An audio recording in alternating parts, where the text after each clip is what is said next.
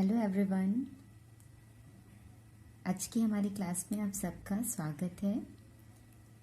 आज हम पढ़ेंगे 12th applied mathematics ML Agarwal से chapter 12 perpetuity, sinking funds, bonds and EMI.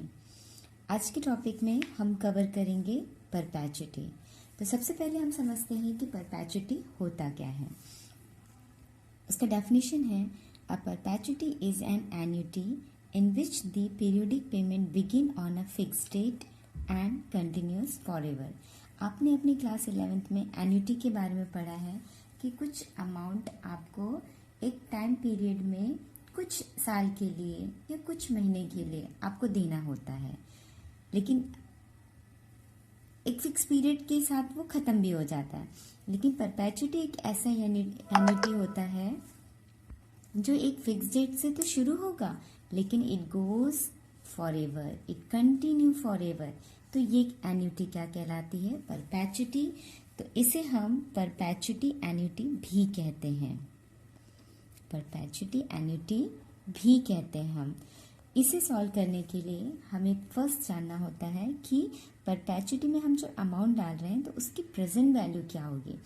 इसको अटेम्प्ट करने के दो तरीके हैं। पहला, when we are counting end of each payment period. जब हमें बताना होता है present value of the perpetuity when end of each payment period is given, means इसके लिए फॉर्मूला होता है P is equal to R upon I, जहाँ पे R हमारा वो पेमेंट है जो हम एवरी एंड जो भी पीरियड दिया उसके एंड में हम पे कर रहे हैं, and I is interest as पर given, that is called as the R%, जिसे आप R अपॉन 100 भी लिख सकते हैं। फिर सेकंड होता है, हमें perpetuity value, present value of perpetuity बतानी होती है when beginning of each payment period has given. जब हमें अमाउंट का स्टार्टिंग पेमेंट पता होता है, ऐसा नहीं कि एंड के हम साल के एंड में दे रहे हैं वो अमाउंट हमारा फर्स्ट केस हो गया, लेकिन साल के शुरुआत में जो हम अमाउंट दे रहे हैं वो हो गया beginning of each payment period. तो उसका फॉर्मूला होता है P is equal to R plus R upon I. तो इन दो फॉर्मूला पे स्टूडेंट बेस्ड अपॉन आपके एमएल अग्रवाल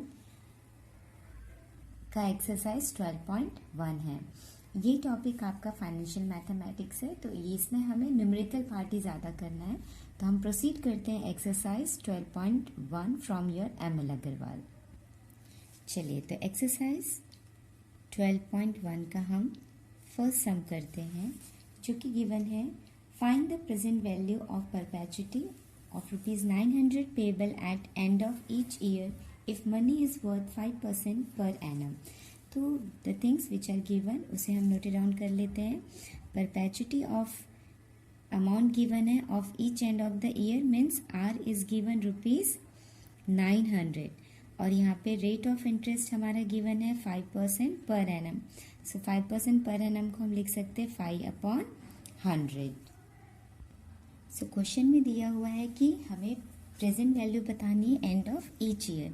तो एंड ऑफ ईच ईयर का फॉर्मूला आपने देखा, present value P is equal to R upon I.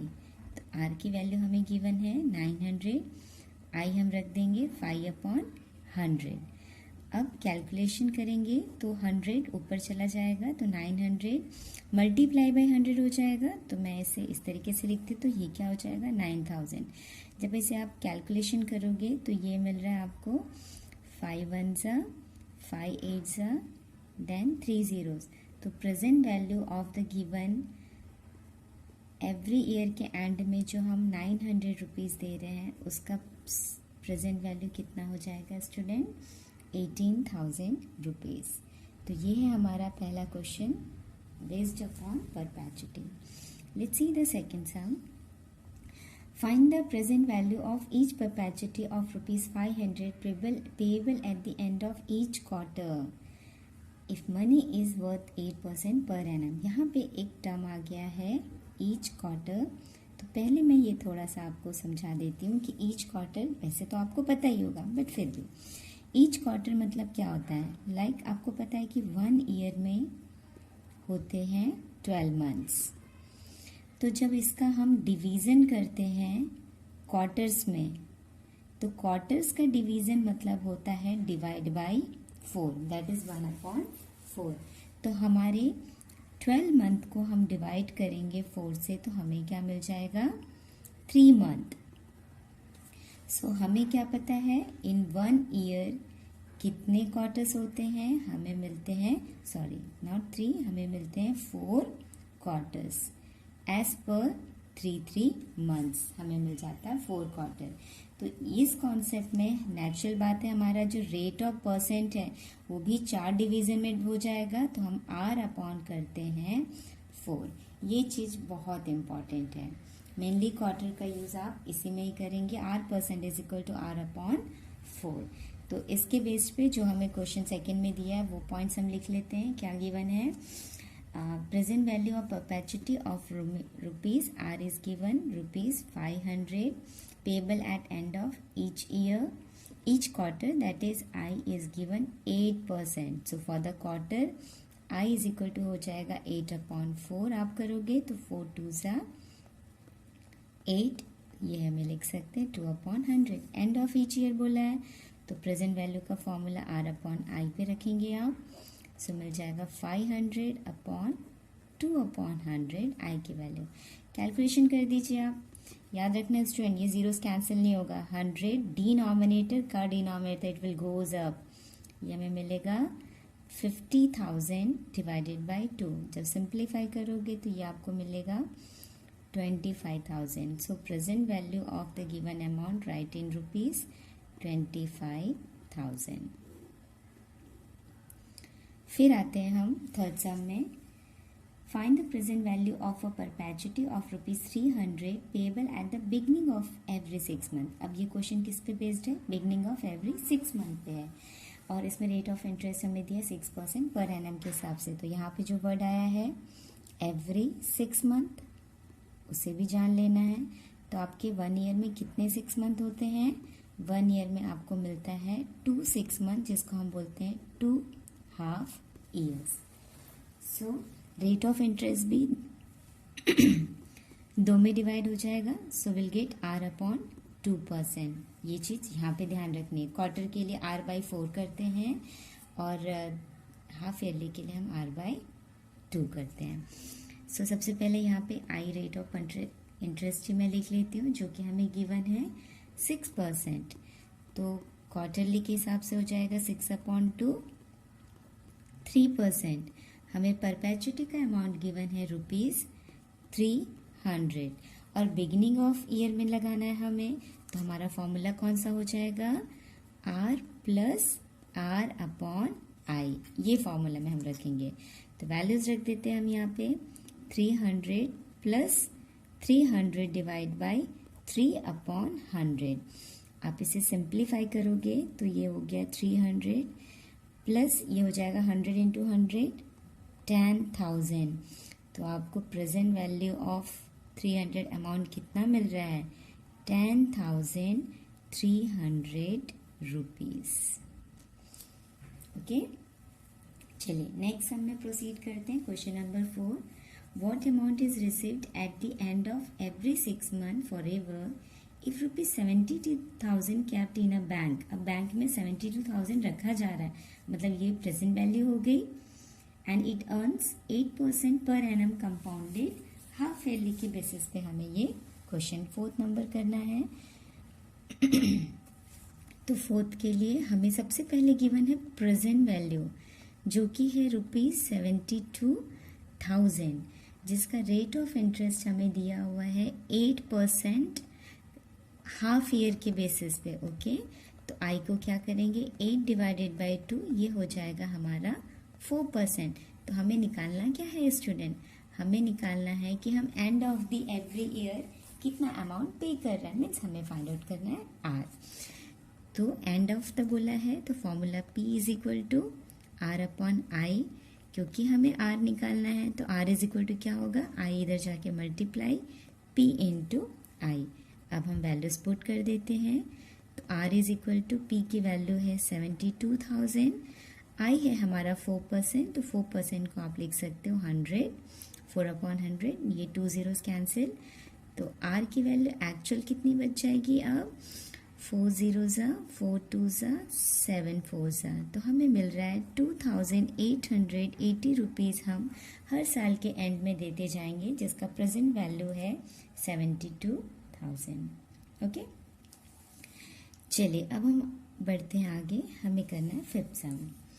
Fifth सम कह रहा है at what rate of interest will the present value of perpetuity of ₹300 payable at end of each quarter be ₹24,000। यहाँ पे हमें निकालना है रेट ऑफ इंटरेस्ट, हमें find out करना है, मतलब आई हमें बताना है। वो भी किसके बेसिस पे बताना है? क्वार्टरली बेसिस पे बताना है। तो क्वार्टरली बेसिस पे क्या हो जाएगा? R डिवाइडेड बाय 4, मतलब एक्चुअली जो हमारा टर्म है वो R/4%। तो एक्चुअली हम I को क्या लिखेंगे यहाँ पे? R/400 लिख देंगे। इसे हम लिख लेते हैं नंबर 1। इसका हम यूज करेंगे आगे। अब हमें अमाउंट दिया हुआ है, जो दिया हुआ है वो डायरेक्टली किस पे है? हमारा एंड ऑफ द ईयर है, तो P is equal to formula है हमारा R/I। हमें क्या निकालना है स्टूडेंट? I। तो I इज इक्वल टू क्या हो जाएगा? R/P। अब according to the sum R हमें गिवन है 300 रुपीज़, ठीक है। R हमें गिवन है 300 रुपीज़ और P हमारा गिवन है 24,000। तो ये कैलकुलेशन किया तो हमें I की वैल्यू कितनी मिल रही है? 1/80। तो इसे हम देते हैं नंबर 2। I की वैल्यू मिल रही 1/80, जबकि हमने रेट ऑफ इंटरेस्ट के हिसाब से I की वैल्यू R/400 निकाला। तो फ्रॉम 1 एंड 2 हम इसे आगे सॉल्व करेंगे। देयरफॉर फ्रॉम 1 एंड 2, 1 में था R/400 जो किसकी वैल्यू थी? I की वैल्यू थी, और 2 में हमें क्या मिला? It is equal to 1/80। तो हमें R% निकालेंगे तो R इज इक्वल टू क्या मिल जाएगा स्टूडेंट? 400/80। 0 कैंसिल, R मतलब हमें मिल गया 5%। तो हमारा रेट ऑफ इंटरेस्ट कितना आ गया? रेट ऑफ इंटरेस्ट आ गया हमारा 5%। ठीक है, चलिए हम आगे बढ़ते हैं। Number 6। A man wants to deposit a lump sum amount so that an annual scholarship of ₹3,000 is paid. Rate of interest is 5% per annum. Calculate the lump sum amount required if the scholarship is to start at the end of this year and continues forever.